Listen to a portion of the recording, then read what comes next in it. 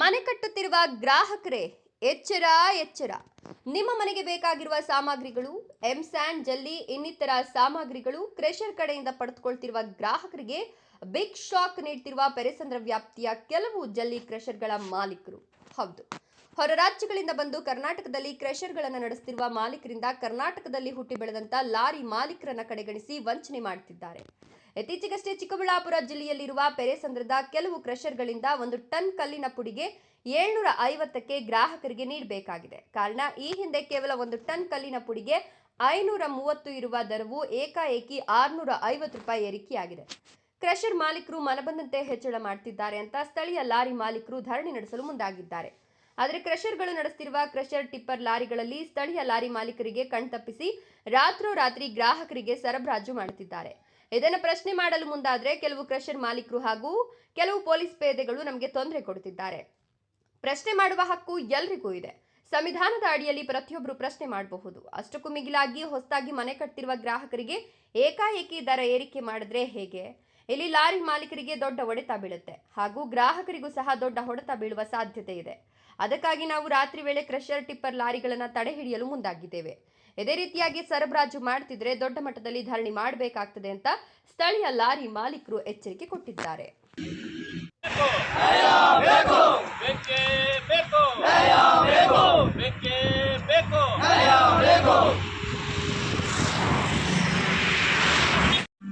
ಏನು ಈ ದಿನ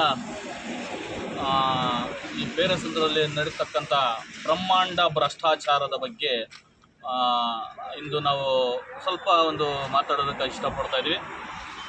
ಸ್ನೇಹಿತರೆ ನೋಡಿ, ಈಗಾಗಲೇನು ಕ್ರೆಷರ್ ಇಟ್ಟುಕೊಂಡಿರ್ತಕ್ಕಂಥ ಕ್ರೆಷರ್ ಮಾಲೀಕರು, ಅವರು ಮಾಲೀಕತ್ವದಲ್ಲಿ ನಡೀತಕ್ಕಂಥ ವಾಹನಗಳು ಏನು ಅವ್ರದ್ದೇ ಆದಂಥ ಕ್ರೆಷರಲ್ಲೇ ಏನು ಅಲ್ಲಿ ಉತ್ಪತ್ತಿ ಮಾಡಿರ್ತಕ್ಕಂಥ ಎಮ್ಸೆಂಟ್ ಇರ್ಬೋದು, ಜಲ್ಲಿ ಇರ್ಬೋದು, 130 ರೂಪಾಯಿಗೆ ಅವರು ಈಗಾಗಲೇ ಏನು ಫಲಾನುಭವಿಗಳಿಗೆ ಏನು ಮನೆ ನಿರ್ಮಾಣ ಮಾಡ್ತಕ್ಕಂಥ ಫಲಾನುಭವಿಗಳಿಗೆ ಹಾಕ್ತಾ ಇರ್ತಾರೆ.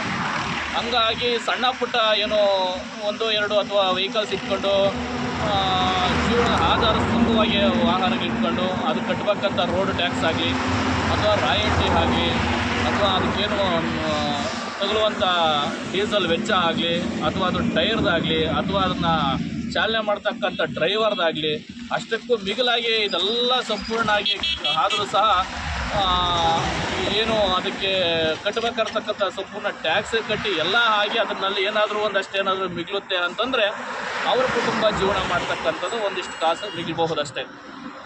ಅದನ್ನೇ ಇವತ್ತಿನಿಂದಲೇ ಕೆಲವು ಮಧ್ಯವರ್ತಿಗಳು ಕಸಿಸ್ಕೊಂತ ಇದ್ದಾರೆ ಅಂತಂದರೆ ಇವರೆಲ್ಲ ಎಲ್ಲಿ ಹೋಗ್ಬೇಕು ಇವತ್ತಿನಿಂದಲೇ. ಹಂಗಾಗಿ ಇವರು ಅದ್ರ ಬಗ್ಗೆ ಸ್ವಲ್ಪ ಏನು ವೆಚ್ಚದ ಬಗ್ಗೆ ಪ್ರಶ್ನೆ ಮಾಡೋದಂತಂದಾಗ ಏನು ನಮ್ಮ ಪೆರೆಸಂದ್ರ ಪೊಲೀಸ್ನವರು ನೇರವಾಗಿ ಬಂದು ಇವರಿಗೆ ಅದನ್ನು ನೀವು ಹೋರಾಟ ಮಾಡಬಾರ್ದು, ನೀವು ಅದನ್ನು ಕೈ ಬಿಡಬೇಕು ಅಥವಾ ಗಾಡಿಗೆ ಓಡಾಡೋದಕ್ಕೆ ನೀವು ಅನುಕೂಲ ಮಾಡಿಕೊಡ್ಬೇಕು ಅಂತಂದರೆ ಇದು ಯಾವ ಮಟ್ಟಕ್ಕೆ ಸರಿ? ಇಷ್ಟು ಜನ ಏನೋ ಮಾಲೀಕರು ಇದ್ದಾರೆ, ಇಷ್ಟು ಜನ ಏನೋ ಡ್ರೈವರ್ಗಿದ್ದಾರೆ, ಇವ್ರು ಹೊಟ್ಟೆ ಮೇಲೆ ಹೊಡೆಯೋದಕ್ಕೆ ನಿಮಗೆ ಹೆಂಗೆ ಮನಸ್ಸು ಬರ್ತಾ ಇದೆ? डेल लाइसेंस? हाँ, लाइसेंस तो कंपनी में जमा रहता है सर। तुम्हारे पास नहीं है? नहीं है। देव नहीं पारा पे तो तारा है ना अभी। हाँ, विनी पारा नहीं है? अरे हिरियो पे तो तारे आए अभी। ले डाला डाल दो, मैंने आपके मारा रोका। डाल दो, डीएल नहीं है? लाइसेंस नहीं है, लाइसेंस कंपनी में जमा रहता है। जेरॉक्स नहीं तुम्हारे पास? नहीं है। जेरॉक्स नहीं है तो कैसे चालू करेगा तुम्हारा गाड़ी? कैसे चालू करेगा गाड़ी? कैसे मतलब? लाइसेंस तो कंपनी जमा करती है सर। व्हाट्सअप करो। व्हाट्सअप करा। हाँ वही चलो टाइम ಎಂತ ಅನ್ಸುಡೆ? ಟೈಮ್ ಎಂತ ಅನ್ಸುಡೆ ಬಿಡು? वही टेस्ट ಟೈಮ್ ಎಂತ ಅನ್ಸುಡೆ? ಕಟಿಂಗ್ ಕಾಲ ಯಾದ ಸ್ವಲ್ಪ 10 17 ಇದು 17 ಹಾಂ. ಈ ನಿಮ್ಮ ರಾಯಲ್ಟಿ ಟೈಮ್ ಏನಾಯ್ತಾ? 9 ಗಂಟೆ ಲೋಡ್ ಏನಯ್ಯ? కాదప్ప PM అదే నీ పానుకోలే నేను 23 20 24 9 గంటల లోడ్ అయినది ఏమిటి నీకు? ఇది PM ఏమిటికి వస్తుంది? ఇప్పుడు 18 ఏం వచ్చేదే ఇదే PM నైట్ అర్థమైనా?